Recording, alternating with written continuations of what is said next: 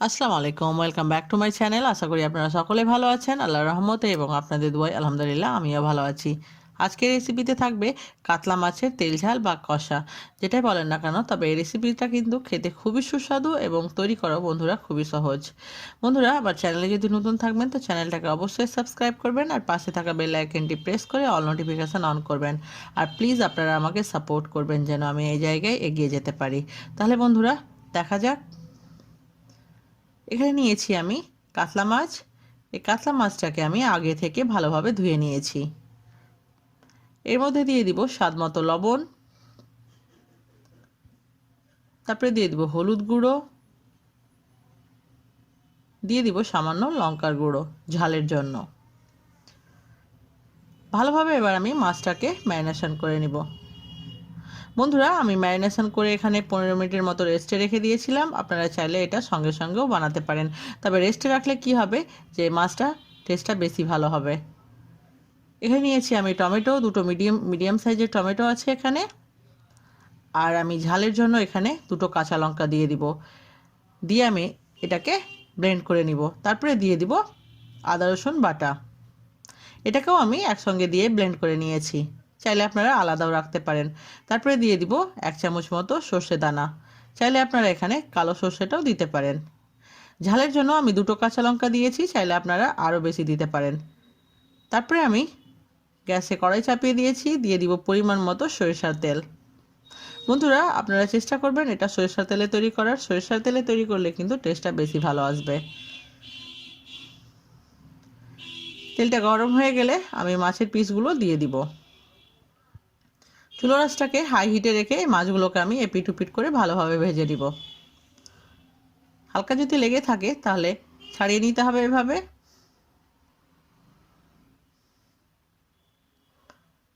বন্ধুরা, আমি যেভাবে আপনাদেরকে দেখাচ্ছি এইভাবে একবার তৈরি করে দেখবেন, তবে বুঝতে পারবেন কিন্তু স্বাদটা কতটা লোভনীয় এবং সুস্বাদু। এবং তৈরি করতেও কিন্তু বেশ সময় লাগবে না, খুব অল্প সময়ের মধ্যে এটা তৈরি হয়ে যাবে। চুলো রাসটাকে হাই হিটে রেখে আমি মাছগুলোকে ভেজে দিব ভালোভাবে।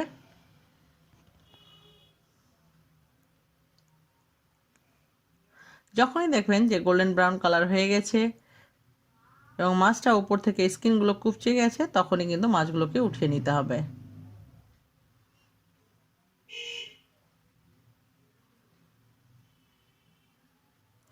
আমি এইভাবে সম্পূর্ণ মাছটাকে ভেজে নিয়েছি। এবার ওই তেলের মধ্যে আমি দিয়ে দিব ফোড়নের জন্য গোটা জিরে।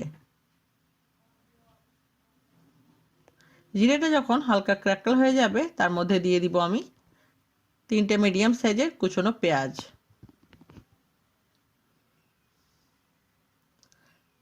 আমি চুলোর আঁচটাকে এখন মিডিয়াম আঁচে রেখেছি।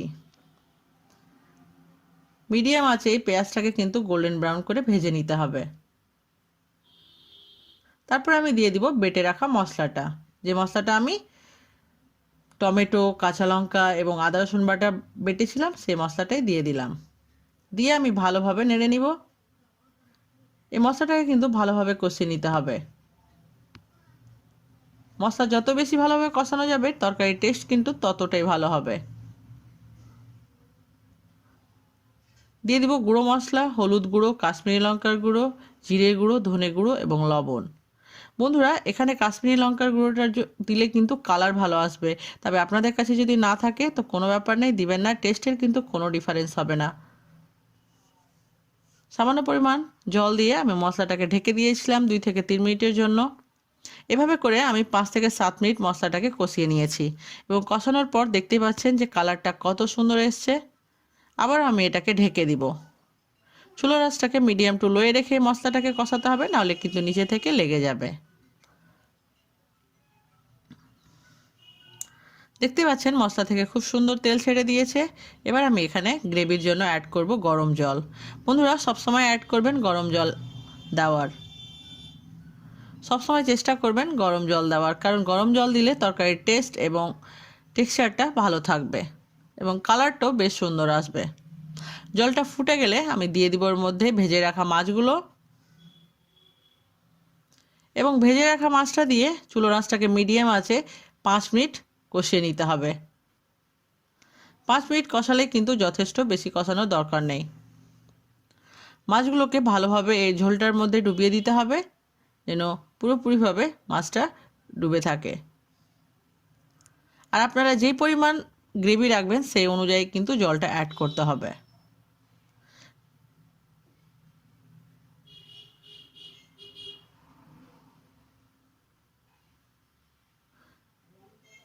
পাঁচ মিনিট হয়ে গেছে বন্ধুরা।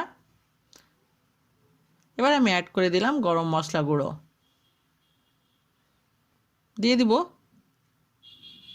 মাঝখান থেকে চিড়ে রাখা কাঁচা লঙ্কা, তারপরে বেশ কিছুটা ধনেপাতা কুচো।